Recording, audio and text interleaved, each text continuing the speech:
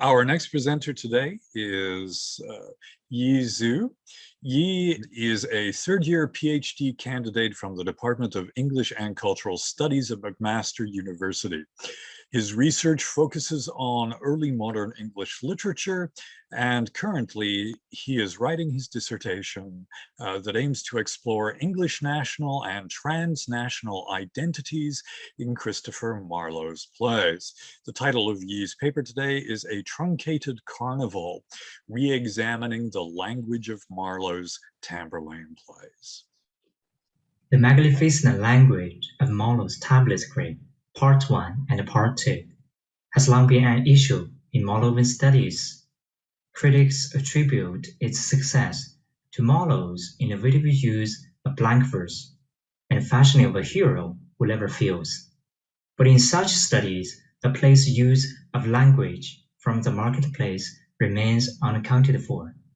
In this paper, I will explore two forms of marketplace language in tablet plays: declamations on the one hand, and abuses, curses, oaths, and profanities on the other. The carnivalesque aspects of such language from the marketplace, I suggest, are essential to the spirit of change and renewal at the heart of tablet's magnificence. Let me begin by discussing declamations. Tamburlaine and other characters in the two plays often speak boastfully with a confident voice, catching words, and persuasive strategies. To move their listeners, they laugh using shall or well as comparatives or superlatives.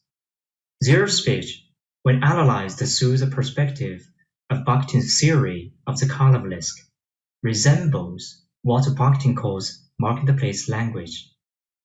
Declamations of vendors were now the advertisements called out by the Paris street vendors and are composed according to a certain versified form, offering and praising a certain merchandise.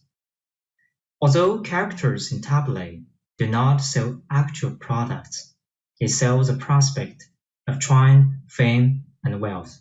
That is, hope of victory, hope of renown, or greatness of reward. In an ideal exaltation of the type that Thomas Wilson advocates in the art of rhetoric, declamations, in a sense, are full of praises to attract their targeted audiences. When Tamburlaine makes a debut in Act 1, Scene 2 of Part 1, he amuses and astonishes readers and audiences through this sort of language acts. Unabashedly, he assures the nobility, the Egyptian princess that he has just kidnapped, that the treasure they have taken from her shall be reserved, and she herself will be in better state than she was in Syria, or even in the circle of her father's arms.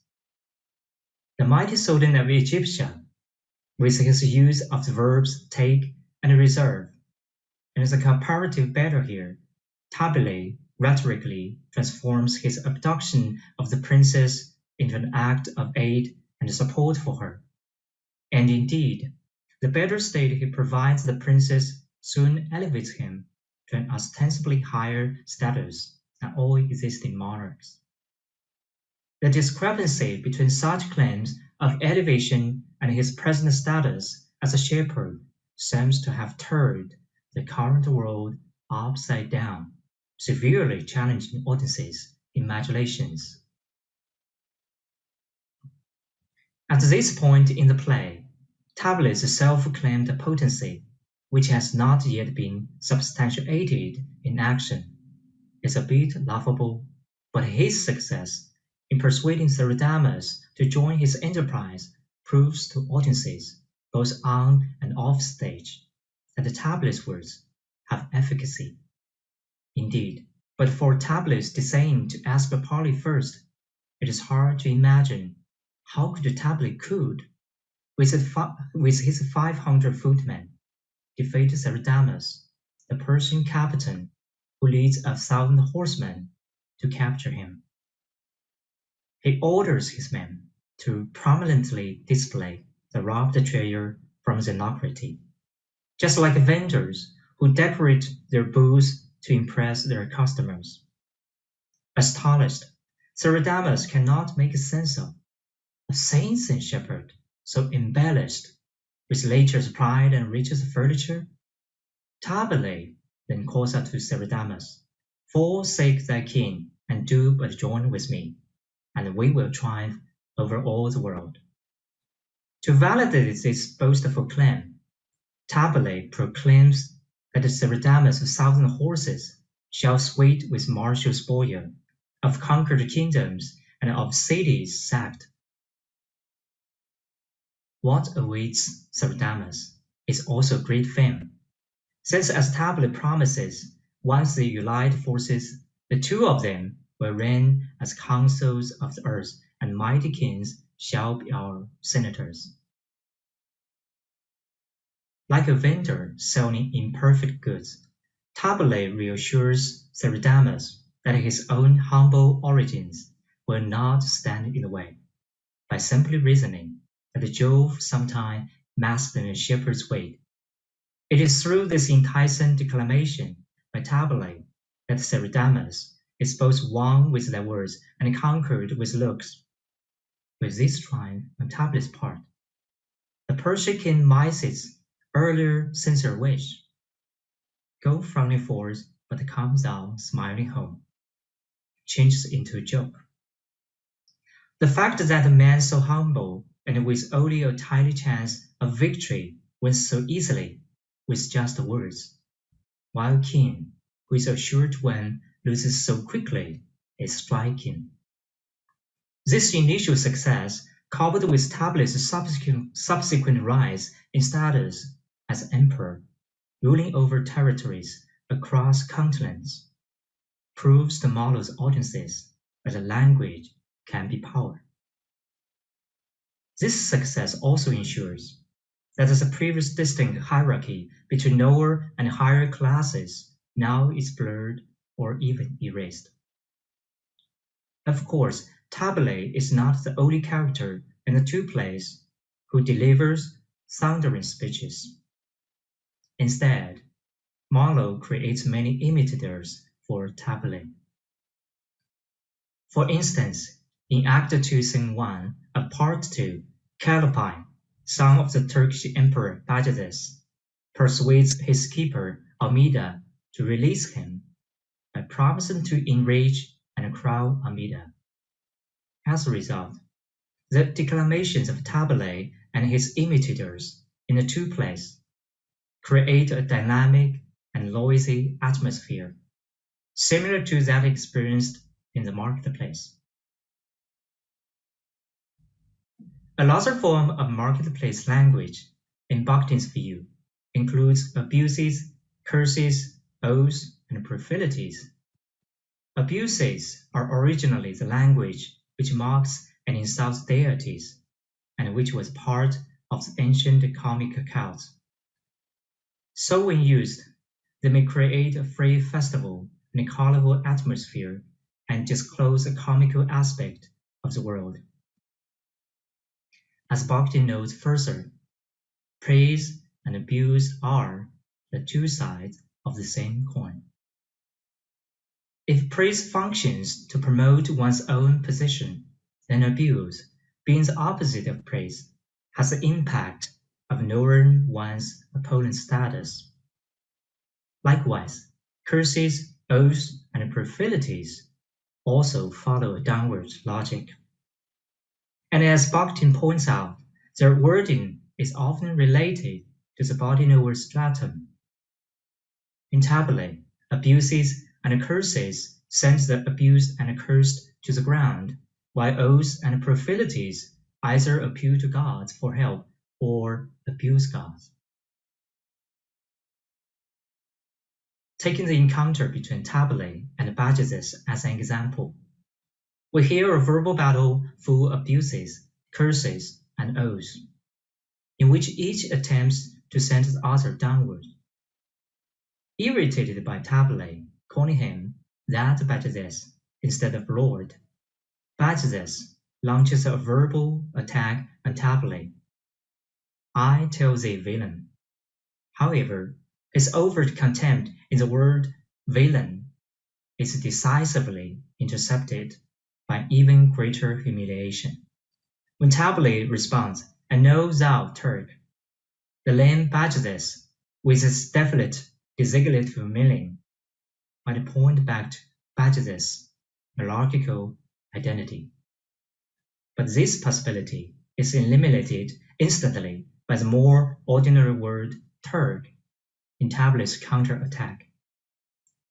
This round of verbal combat demonstrates Bajazes' fragility in heart and his weakness in the use of language, turning upside down the audience's imagined preconceptions about this previous mighty emperor. Surprisingly, Bajazes' upset continues in subsequent rounds, even when he calls on heavenly forces for help. By Muhammad, my kinsman's sepulchre, and by the holy Al-Quran, Bajazes states, "I swear, he, that is Tamburlaine, shall be made a chaste and lustily suitor." Here, with borrowed power from his ancestors and his religion, Bajazes' oath summons the image of Tamburlaine's genital organs being dismembered. As he declares, the castrated Tamburlaine will tend his concubines, potentially deprived of a long life as an infertile man. Tamburlaine seems to have been hurled down to the lowest place in Bajazes' court. However, Tamburlaine rebuts with, "I will not tell thee how I will hunt thee, but every common soldier of my cap shall smile to say that miserable state." Tamburlaine's not telling now indicates a worse possibility than the imagined future that Bajazes has put into words. In this sense, Bajazes still cannot gain an advantage, even with the aid of his Muhammad. Finding now passages of verbal combat, such as this between the two sides, Marlowe ends the real battle in only a few words. Re-enter Bajazes, pursued by Tamburlaine. They fight, and Bajazes is overcome. Thus, Marlowe highlights that language can be power, and in Tamburlaine's case, words and action are united. Compared to other characters like this, who often appeal to gods for help but fail, Tamburlaine either equates himself to a god or overtakes the gods. In Part 1, Tamburlaine defeats all his rivals verbally and militarily like a masked Jove. In Part 2, Tamburlaine's legend continues, and in Act 5, Scene 2, Tamburlaine even orders that the Turkish Al-Quran and other superstitious books be burned and then directs the listening to choose a new god. Well, soldiers, Muhammad remains in hell. He cannot hear the voice of Tamburlaine. Seek out another godhead to adore, the God that sits in heaven, if any God. For he is God alone, and none but he.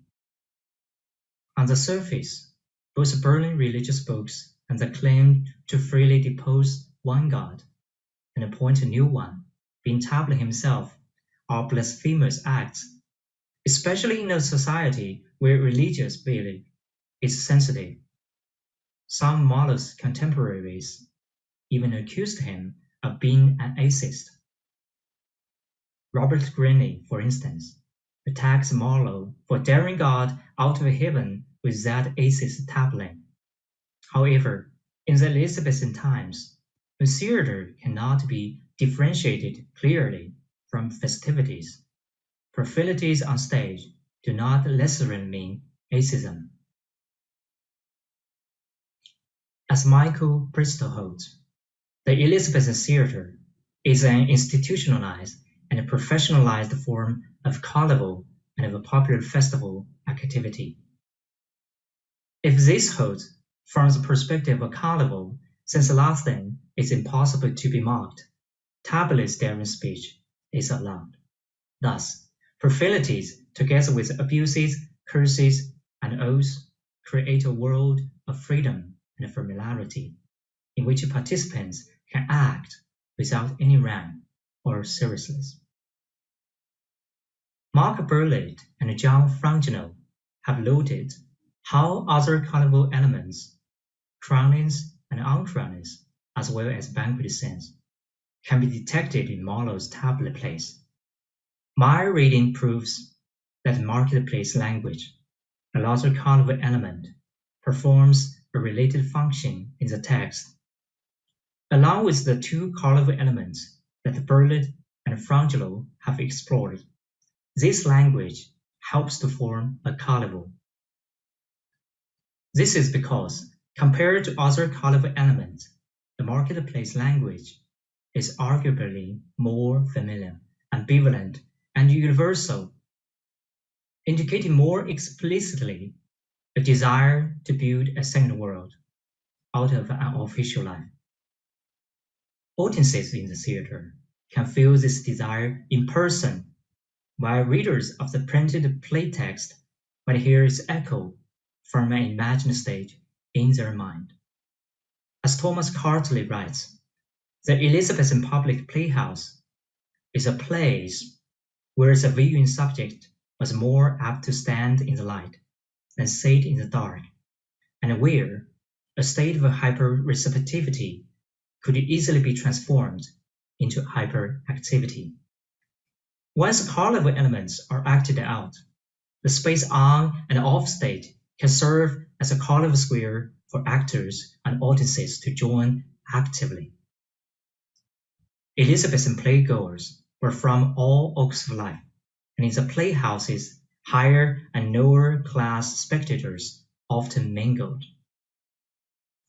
Though the time for this carnival is limited, every scene in this carnival moments is both fictional and real, and every participant may feel the possibility for a new life, a second life that exceeds their official, ecclesiastically structured life. Juxtaposed with such moments as analyzed by other scholars, the marketplace language that I have traced in this paper helps to intensify the play's impact on audiences on and off stage.